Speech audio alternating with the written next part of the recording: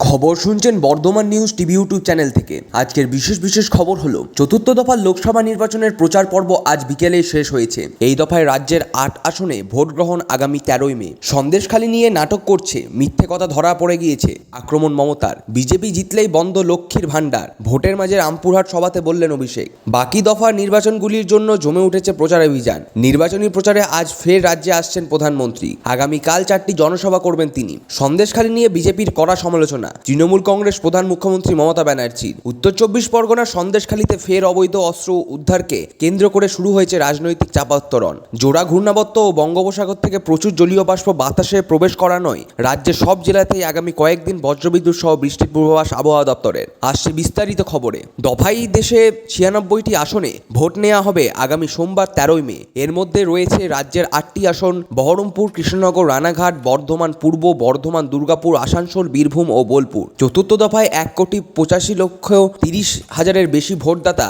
মোট ৭৫ জন প্রার্থীর রাজনৈতিক ভাগ্য নির্ধারণ করবেন। মহিলা ভোটারের সংখ্যা ৭১,৪৫,৩৩৯ জন। নতুন ভোটারের সংখ্যা ৩,২৩,৫৪৪ জন। ৮৫ বছরের বেশি বয়সী ভোটার রয়েছে ৭০,৪৪৭ জন। মোট ১৫,৫৬০টি ভোট কেন্দ্র খোলা হয়েছে, যার মধ্যে ৩,৬৪৭টি ভোট কেন্দ্রকে সংকটপ্রবণ হিসাবে চিহ্নিত করেছে নির্বাচন কমিশন। সমস্ত ভোট কেন্দ্রই ওয়েবকাস্টিং এর ব্যবস্থা থাকছে। চতুর্থ দফার ভোটের নিরাপত্তায় ৫৭৯ কোম্পানি কেন্দ্রীয় বাহিনী মোতায়েন করা হয়েছে। এর পাশাপাশি ৩০,০০০-এর বেশি রাজ্য পুলিশ অবাধ ও সুষ্ঠু নির্বাচন পরিচালনার কাজে ব্যবহার করা হবে। থাকছে প্রায় ১৫০টি কুইক রেসপন্স টিম। জিপিএস মারফত তাদের গতিবিধির ওপর কেন্দ্রীয়ভাবে নজরদারি চলবে। লোকসভা নির্বাচনের বাকি দফাগুলির জন্য জমে উঠেছে প্রচারাভিযান। শীর্ষ বিজেপি নেতা প্রধানমন্ত্রী নরেন্দ্র মোদী নির্বাচনী প্রচারে আজ ফের রাজ্যে আসছেন। রাতে কলকাতা পৌঁছে রাজভবনে থাকবেন তিনি। আগামীকাল তার ৪টি জনসভা রয়েছে। ব্যারাকপুরের বিজেপি প্রার্থীর সমর্থনে জগদ্দলের প্রথম জনসভা করবেন তিনি।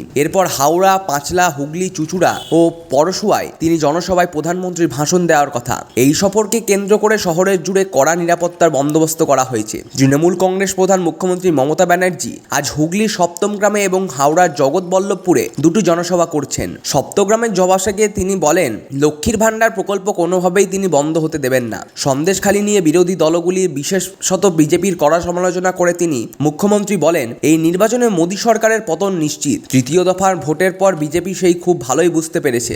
বিরোধী দলনেতা শুভেন্দু অধিকারী আজ পূর্ব গ্রামের রায়নার হরিপুর গ্রামে দলীয় প্রার্থীর সমর্থনে জনসভাই করবেন। তার অভিযোগ, তৃণমূল সরকার রাজ্যের মানুষের প্রতি বঞ্চনা করেছে।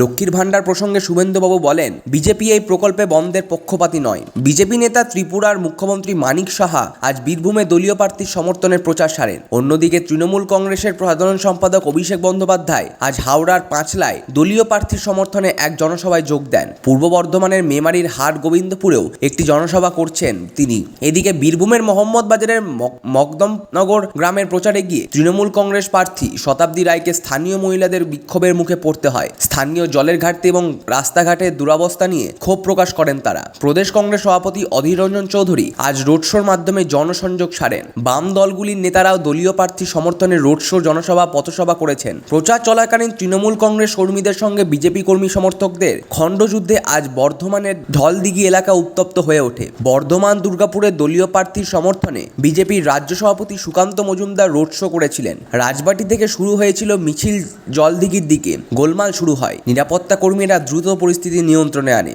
নির্বাচনী প্রচারের মধ্যেই তৃণমূল কংগ্রেসের পুরুলিয়া আসনের নির্বাচনী কোর কমিটি থেকে ইস্তফা দিয়েছেন দলের জেলা সহ সভাপতি দিব্যজ্যোতি প্রসাদ সিং দেও। নির্বাচন সংক্রান্ত কোনো বিষয়ে তাকে অবহিত করা হচ্ছিল না বলে অভিযোগ করেছেন তিনি। তবে তৃণমূল কংগ্রেস ইস্তফার কথা অস্বীকার করেছেন। সিপিআইএম এর রাজ্য মুখ্য নির্বাচনী আধিকারিকের দপ্তরের ভূমিকায় ক্ষোভ প্রকাশ করেছেন। দলের তরফে তোলা বিভিন্ন অভিযোগের ভিত্তিতে যে অ্যাকশন টেকেন রিপোর্ট দলের কাছে পাঠানো হয়েছে তা মন গড়া ও অসত্য বলে সিপিআইএম নেতা শ্রমিক লাহিড়ী মন্তব্য করেছেন। আজ সিপিআইএম এর একটি প্রতিনিধি রাজ্যের মুখ্য নির্বাচনী আধিকারিক হারিজ আফতাবের সঙ্গে দেখা করে। দলের শ্রমিকবাবু ছাড়াও ছিলেন রবীন দেব, কল্লোল মজুমদার প্রমুখ। উত্তর ২৪ পরগনার সন্দেশখালীর পিঁপড়েখালী এলাকায় অবৈধ অস্ত্র উদ্ধার ও দুষ্কৃতীদের গ্রেপ্তারের দাবিতে বিজেপি কর্মী সমর্থকরা আজ পিঁপড়েখালী ফেরিঘাট এলাকায় বিক্ষোভ দেখিয়েছেন। জানা গেছে, গত সন্ধ্যায় ওই এলাকায় শাসক দলের একটি জনসভা হয়। তারপরই তৃণমূল আশ্রিত দুষ্কৃতীরা আগ্নেয়াস্ত্র হাতে স্থানীয়দের ভয় দেখাতে শুরু করে। এলাকাবাসী এক দুষ্কৃতীকে ধরে ফেলে আগ্নেয়াস্ত্র সহ তাকে পুলিশের হাতে তুলে দেয়। এরকম আরও আগ্নেয়াস্ত্র ওই এলাকায় রয়েছে বলে তাদের দাবি। দাবি। সিবিআই তদন্তেরও দাবি উঠেছে। এদিকে এই ঘটনাকে কেন্দ্র করে শুরু হয়েছে রাজনৈতিক চাপাত্তরণ। সন্দেশখালী দুষ্কৃতীদের স্বর্গরাজ্যে পরিণত হয়েছে বলে প্রদেশ কংগ্রেস সভাপতি সাংসদ অধীর রঞ্জন চৌধুরী মন্তব্য করেছেন। আজ মুর্শিদাবাদের বহরমপুরের জেলার কার্যালয়ে সাংবাদিকদের কাছে তিনি বলেন, সন্দেশখালীতে শেখ শাহজাহানের মতো দেশদ্রোহীদের তৃণমূল কংগ্রেস সদর দিচ্ছে বলে বিজেপির অভিযোগ করেছে। দলের রাজ্য সভাপতি সুকান্ত মজুমদার আজ সাংবাদিকদের মুখোমুখি হয়ে বলেন, পানীয় জলের দাবিতে আজ পানিহাটি পৌরসভার 28 নম্বর ওয়ার্ডের সুনীত ব্যানার্জি রোডের বাসিন্দারা অনশন আন্দোলন শুরু করেছেন। তাদের অভিযোগ,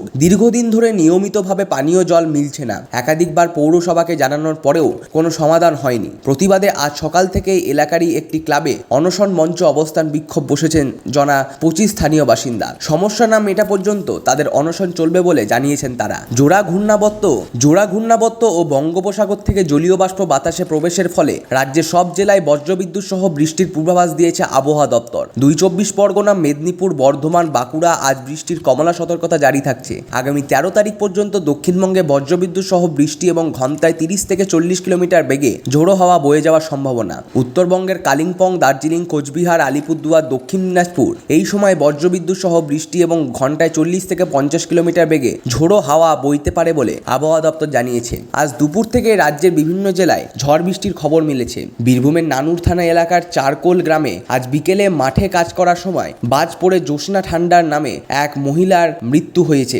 আহত একাধিক। অন্যদিকে ডোংরা নামে মাঠে গবাদি পশু চড়ানোর সময় বজ্রাঘাতে সুরুদ গড়াই নামে এক ব্যক্তি প্রাণ হারিয়েছেন। মমতা বন্দ্যোপাধ্যায়, অভিষেক বন্দ্যোপাধ্যায়রা রাজ্যের প্রায় প্রত্যেক জেলায় ঘুরে ঘুরে নির্বাচনী প্রচার সারছেন। সভামঞ্চ থেকে বারবার কোচবিহারের এক বিজেপি নেত্রীর অডিও রেকর্ড শোনার অভিষেক। এই বিজেপি নেত্রীকে লক্ষ্মীর ভান্ডার বন্ধের হুঁশিয়ারি দিতে শোনা গিয়েছে। সেই অভিযোগ নিয়ে রাজনৈতিক চাপানোত্তরণের মাঝে লিফলেট বিলি নিয়ে রামপুরহাটে ব্যাপক চাঞ্চল্য। প্রকাশকের নামবিহীন এই লিফলেটটিকে বা কারা ছাপালো তা এখনো স্পষ্ট হয়নি। বিজেপি জেলা সাধারণ সম্পাদক শান্তনু মণ্ডলের দাবি, ভোটারদের ভয় দেখাতে এমন প্রচার করা হচ্ছে। যদিও তৃণমূল বিধায়ক আশিস বন্দ্যোপাধ্যায় এই অভিযোগ অস্বীকার করেছেন। তিনি বলেন, আমরা এই কাজ করতে পারি না। বিজেপির অন্তর্দ্বন্দ্বের ফল। রামপুরহাট বীরভূম লোকসভা কেন্দ্রের অন্তর্গত। আগামী সোমবার সেখানে ভোটাভুটি। তার আগে এহেন লিফলেট বিলির ঘটনায় স্বাভাবিকভাবেই ব্যাপক চাঞ্চল্য ছড়িয়েছে। রামপুরহাটের মহকুমা শাসক সৌরভ পাণ্ডে জানান, সোশ্যাল মিডিয়ায় লিফলেট বিলি করা হয়েছে। বিষয়টি খতিয়ে দেখছে রামপুরহাট থানার পুলিশ। 2022 সালের মে মাসে বহরমপুরের হাড়হিম করা খুনের ঘটনায় নির্বাক হয়ে গিয়েছিল মুর্শিদাবাসী। বহরমপুর শহরের বুকে কলেজ ছাত্রী সুতপা চৌধুরীকে নৃশংসভাবে খুন করেছিল তার প্রাক্তন প্রেমিক সুশান্ত চৌধুরী। সেই ঘটনার স্মৃতি উস্কে দিল বহরমপুরের পার্শ্ববর্তী থানা দৌলতাবাদ। শনিবার সকালে এক উচ্চ মাধ্যমিক ছাত্রীকে কুপিয়ে খুন করার অভিযোগ উঠল স্থানীয় এক যুবকের বিরুদ্ধে। ঘটনার 30 মিনিটের মধ্যে অভিযুক্ত যুবক মিঠু ওরফে মনোয়ার হোসেনকে গ্রেপ্তার করেছে দৌলতাবাদ থানার পুলিশ। মনোয়ারের মা মাজিদা বিবির কথায় শনিবার তার ছেলেকে বাইক নিয়ে বেরিয়ে ঘন্টা দুয়েক পর হন্তদন্ত হয়ে বাড়ি ফিরে এসে বলে, মা, ওই মেয়েটা আমার জীবন নষ্ট করে দিয়েছে, আমি ওকে শেষ করে দিয়েছি। এরপরেই মনোয়ার পুলিশকে ফোন করে ওই হত্যার কথা জানায়। পুলিশ বাড়িতে এসে তাকে গ্রেপ্তার করে। ওই ছাত্রীর সঙ্গে 4 বছর ধরে মিঠুর সম্পর্ক ছিল বলে জানতে পেরেছে পুলিশ। বর্তমানে সাবিয়া খাতুন অন্য এক যুবকের সঙ্গে জড়িয়ে পড়েছে সন্দেহে মনোয়ার এই কীর্তি ঘটিয়েছে বলে অনুমান। অভিযুক্ত যুবককে রবিবার বহরমপুর আদালতে তোলা হবে। এদিকে সাবিয়ার বাবা শরীফুল শেখ ভিন্ন রাজ্যে কাজ করেন। এদিন সাবিয়ার মা শামিমা বিবি বলেন, তার মেয়েকে কেন খুন করা হলো। শনিবার কম্পিউটার সেন্টার থেকে মেয়ে বেরিয়ে ফোন করেছিল। এক বান্ধবীর সঙ্গে বাড়ি ফিরছিল সাবিয়া। যখন ফোনেই ছিল সাবিয়া চিৎকার করে। তিনি ঘটনা শুনেই ছুটেতে শুরু করেন। ঘটনাস্থলে গিয়ে দেখেন তার মেয়ে রক্তাক্ত। শামিমা বিবি বলেন, শনিবার স্কুলে গিয়ে উচ্চ মাধ্যমিক পরীক্ষার রেজাল্ট আনার কথা ছিল। সাবিয়ার তার আগেই সব শেষ হয়ে গেল। এই যুবকের ফাঁসি চান তিনি। খবর এই পর্যন্তই।